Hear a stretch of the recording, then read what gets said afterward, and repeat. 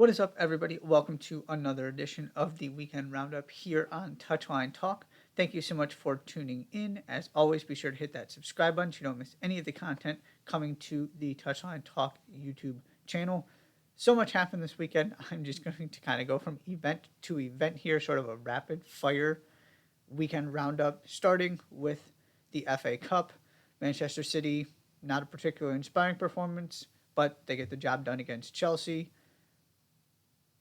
Pep had valid complaints about having to play on the Saturday instead of the Sunday, considering his team played midweek and the other teams didn't. It's just hard to hear that coming from Manchester City and Pep Guardiola. Again, it is a valid concern. They did look tired. But the context of it and it coming from Manchester City sort of sways how I feel about that. Don't want to have a big long conversation. Wanted to at least acknowledge it though. So Manchester City through. The game of the weekend though was the other semifinal between Manchester United and Coventry City. It is ultimately United who prevail on penalties after Coventry got the advantage early in the penalty shootout. Kind of fell apart down the stretch in that shootout. Andre Onana makes a save. Coventry missed the next penalty. United put a string of makes together and ultimately come out on top. The drama was, though, that Manchester United were winning 3-0, and then it was 3-3. And then United almost scored, and then Coventry almost scored a couple times, did score, had the goal ruled out. So this easily could have been Coventry winning in extra time. Ultimately, United found a way. And you got to give them some credit, showed some resilience to avoid this incredible collapse from actually happening. Yes, they blew the lead, but they did rebound and probably should have lost ultimately over the 120 minutes. But they were able to put all of that aside, the bad start to the shootout, and find a way to get the job done. Got to give them credit for that. All I want to say here is to highlight a point that I wrote about in 5 Things from the Week a little while back, but I haven't really talked about too much on here. And I've mentioned it, but it's a continuation of a bigger theme here. One of the biggest problems with Manchester United, and one of the biggest questions moving forward, is they need to figure out who they want to be from a systematic and philosophical standpoint. And here's what I mean by that. They are a one-dimensional team. They play on the counter. It is why they play really well relative to games against other opponents, against the other big 6 teams. It's why you can't write off their chances to actually win this FA Cup final, because their games they don't have the ball in because the other team is better. Where they struggle is against teams like Coventry City, where you expect Manchester United to dominate possession and to dictate the terms of the game, because they don't do that. Now, I understand they were up 3-0 in this game, and the way Coventry came out in the second half and kind of figured things out, it makes you wonder why they didn't do that in the first half, but it was a very good first half from United. My point is, though, they could not see this game out. It is always chaos and unpredictable because they have no ability to put their foot on the ball, to just control for 90 minutes and say enough is enough for Manchester United. You cannot win the Premier League playing the way that they do, because you can't exclusively win with chaos. Liverpool are the great example of this, and Manchester City have gotten better at this part of it too. It's one of the reasons why they won the Champions League last season. Right? Liverpool they play to create chaos. Turnovers, transition moments, high press, heavy metal. But generally speaking, they can also go see games out when they need to. It doesn't have to be chaos for 90 minutes. It can be if they want it to. But there's also Virgil van Dijk and Alisson, and you feel confident if they have a lead. You don't feel confident at all at any point with Manchester United, because you just don't know what's going to happen next. That, to me, is the big question that isn't getting enough attention in terms of whether you keep Ten Hag and, if you don't, who your next manager is. Are you, as Manchester United, okay with operating this way? Because if you are Manchester United, this game should have been done and dusted. But they don't play this way. Whether that's because Ten Hag won't, whether it's because they can't, it's probably a combination of both. But this was just another reminder to me of this exact point that I think is a really big conversation for Ineos and Jim Ratcliffe and that new part of the ownership group that's making all of these decisions moving forward.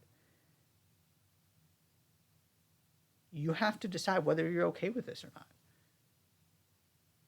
And if you're going to go try and win the Premier League, try and stay with Manchester City for 38 games, stay with Liverpool, stay with Arsenal, you have to change.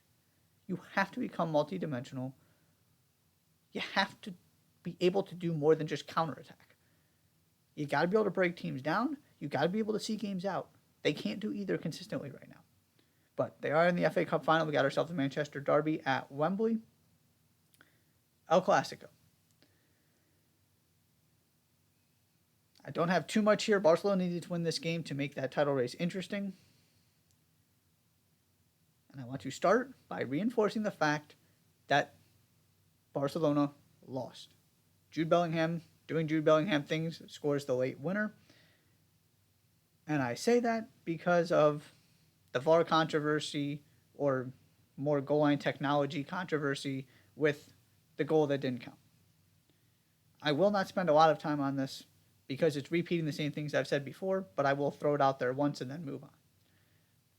Again, that was a draw if that goal goes in. Now, of course, can it change the game? Sure, all of that. You can throw any what if you want out there. But Real Madrid still scored more goals, not the same number of goals. A draw doesn't do Barcelona much good. So there's only so much sympathy I have from that perspective. More than that, though. I have been very consistent and I am very, very adamant about this.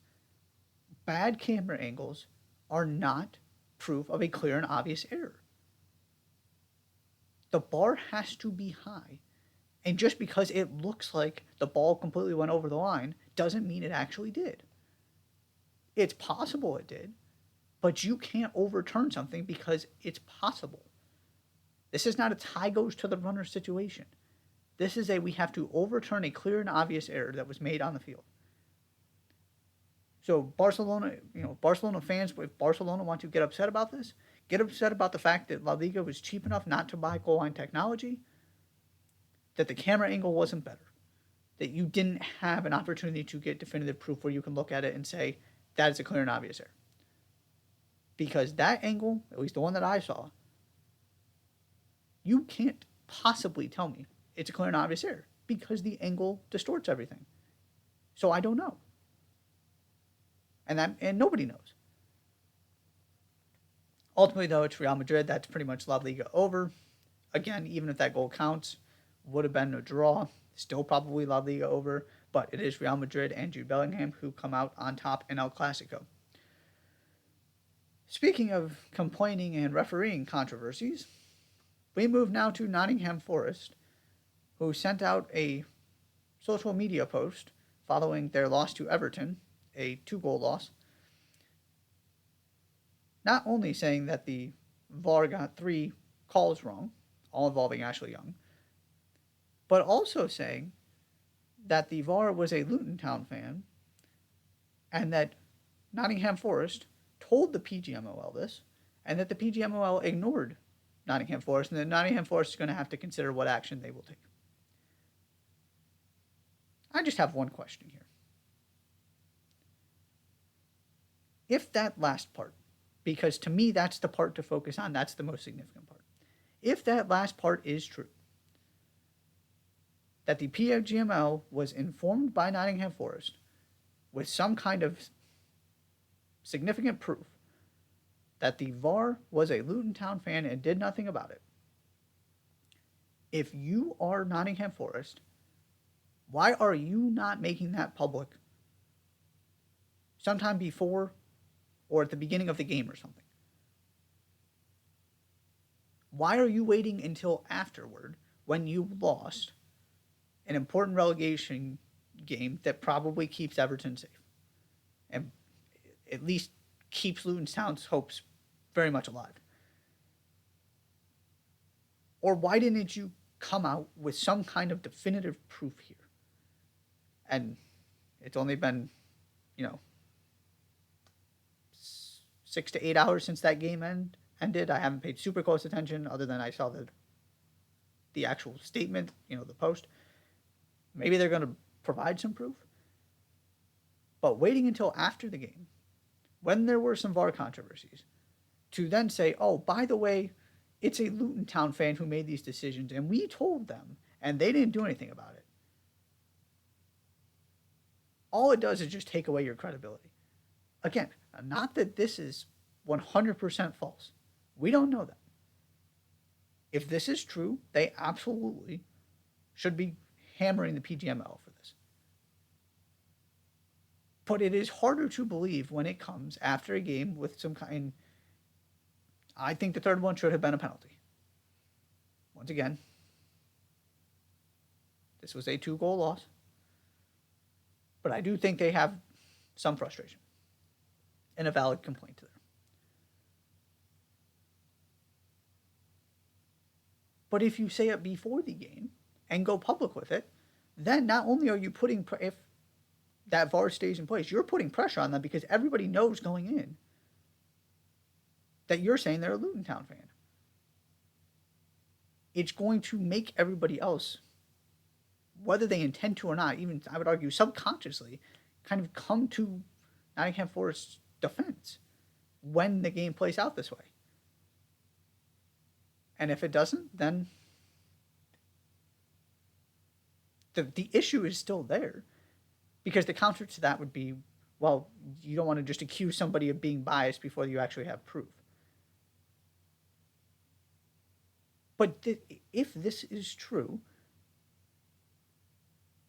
that should never have been the situation in the first place where the VAR was able to be part of the refereeing, and specifically the VAR, in this game.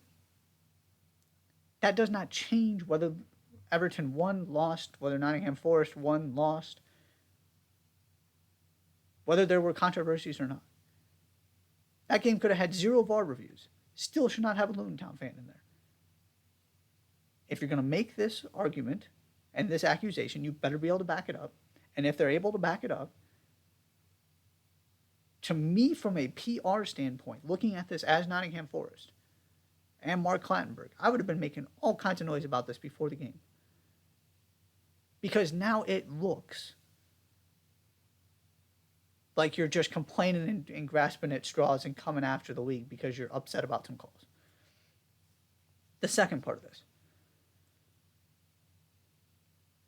Will somebody stop complaining about every VAR call and acting, and at this point, it's basically suggesting that there is some kind of conspiracy here.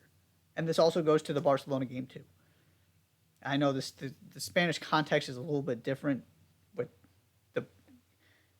because Real Madrid also believes there's a lot going on in terms of refereeing relationships in Spain. I acknowledge that.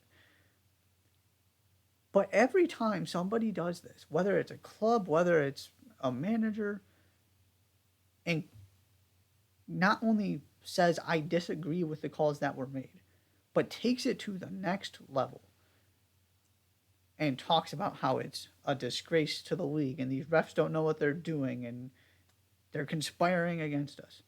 All it does is fuel everything else so that when something that is a horrific, inexcusable mistake, like that Luis Diaz goal against Spurs, happens,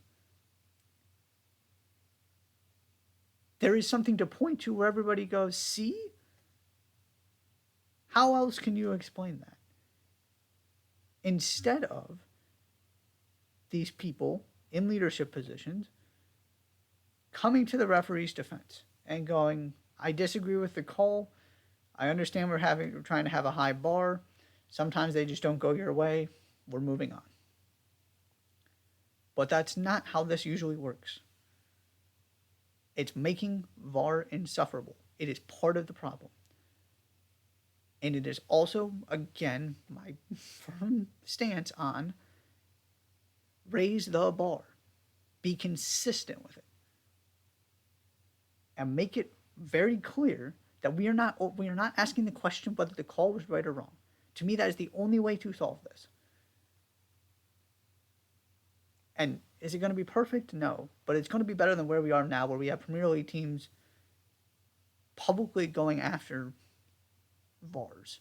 And again, if this is true, Nottingham Forest should absolutely be bringing this to people's attention. I just don't understand if it's that big of a deal, which it is if it is true, why they weren't making this publicly known as soon as they found out and the PGML said we're not changing the ref. Apply some pressure. Because everybody would have had Nottingham Forest back because it's not okay. But it comes now on the back of an important loss, and it feels completely different. Because the context is we're complaining about calls in a game we lost, as opposed to we are concerned about the integrity of this game before it even kicks off, so that you can't say it's because we lost. Win, lose, or draw, we are not okay with what's happening here. That's just me, though. We're going to see how this all unfolds and what Nottingham Forest do or do not do based on the threats they are now making. Finally, a couple things in Major League Soccer I want to touch on real quick. Sporting Kansas City has become this year's team that can't hold on to a lead. Seems like there's one every single year, or at least, Columbus Crew a couple years ago. This is on a whole nother level, though. I mean, you had, not only have they led in every game, I believe, except for the 0-0 draw they had against LAFC.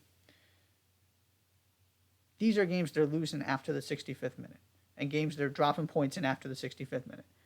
And not just giving up late equalizers, though they're doing some of that too. It's the 3-0 blown game against Portland. It's the 3 unanswered goals in 9 minutes from the LA Galaxy. And now it's this game against St. Louis where they had leads, and still couldn't come away with all 3 points.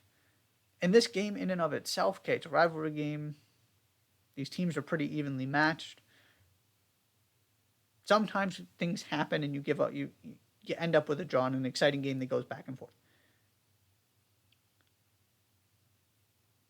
But in the context of and by the way, these games happen at home. This is not dropped points on the road. This is dropped points in Kansas City and specifically at Children's Mercy Park. Because, the Inter Miami game is a little bit of a different situation. And again, without the added context of the other games, okay, Inter Miami scored a late goal on you. It happens. They've got some pretty good players over there. But it is just staggering. And so if they can ever figure this out and put a run together where they play the way they do and actually hold on to leads, they're right there at the top of the Western Conference. If they just picked up 3-4 extra points, they're right up there in the conversation in terms of the best teams in the Western Conference. If they can put a stretch together where they do what they're supposed to and play this way, I still firmly believe they can be as good as any team in the Western Conference. I'm very stubborn about this. I just really believe in this team. And it's been a combination of injuries and weird things happening, and they can just never seem to put all the pieces together and get the results. But this is a different version of that we haven't seen before. It is quite staggering, so I wanted to bring it to people's attention after they dropped more points against their rivals, St. Louis City. And the final thing, Chicho Arango casually scored twice and had 2 assists in RSL's demolition of the Chicago Fire. To me, this was the season for the Fire, that they had no excuse not to make the playoffs, and, well, yeah. But that's not what I want to talk about here. Chicho Arango is absolutely on fire. He has been, outside of Messi, the best player in the league so far. You could argue he's been the best, based on Messi's lack of availability. And he has absolutely been the most valuable player in the league, if you take it by its truest definition. And I want to put this in conversation with LAFC. Since LAFC let Chicho Arango leave, and I was talking about this going into that 2023 season, going into last season, that loss was massive. They did not replace him. Since he left after the 2022 Supporters Shield MLS Cup team, 5 teams have collected more points than LAFC. I believe it is the top 6 teams right now are not on that list. So the best teams in the league this season, plus the best teams over the last season plus, LAFC have been average. They've been good in a bad Western Conference, which means you're a middle of the pack Eastern Conference team. Because the 4 best teams in this league last season all resided in the Eastern Conference. Inter Miami is in the Eastern Conference. The New York Red Bulls are in the Eastern Conference. And I say all this to say, number 1, RSL is going to be a very good team with Chicho Arango. And number 2, this is why the reported move to get Olivier Giroud is so important for LAFC. They do not have somebody that can break a team down in the box that is a lethal finisher, although I don't know that I would categorize Giroud as a lethal finisher, but by MLS standards, he's good enough. But that ability to offer something different other than Danny Bouanga running at you in transition. I talked about this after MLS Cup. They are much easier to figure out and much easier to stop when they don't have a second way to score goals. Olivier Giroud gives you that in the form of hold-up play, combinations. Look at what he did for France and continues to do for France. He doesn't have to score goals. He's going to make everybody around him better. He gives you a target in the box. All of those things. In a different way, but it's the same thing Chicho Arango offered you. That you can actually sit on the ball, break teams down. When he gets into good spots, you know he's going to put those chances away. If this Giroud deal gets done, and he comes in the summer, he is far and away the most important addition coming midseason to this league. Because if it works, and he adds the element that I expect him to add, because he's still a very good player for Serie A, let alone MLS, all of a sudden LAFC are going to look a lot more like the 2022 team that I still don't believe is the best in the league, but that won 2 trophies. And was, if not the best team in the league, right there is clearly the second best. And a team that can actually go win in the postseason. And not just get out of the Western Conference where they might just be better than everybody else, but beat the best teams in the Eastern Conference. Because that's where we're at. They are not on the same level as the Columbuses, the Cincinnatis, the Philadelphia Unions. Last season it was Orlando. Maybe it's the New York Red Bulls this season. Inter Miami. They're not on that level because they don't have a number 9. And just watching what Arango is doing reinforces that for me. So I wanted to put those 2 things in conversation. That was a lot. That's all I've got for this edition of the Weekend Roundup. Thank you so much for tuning in. Be sure to hit that subscribe button. I'll see you next time.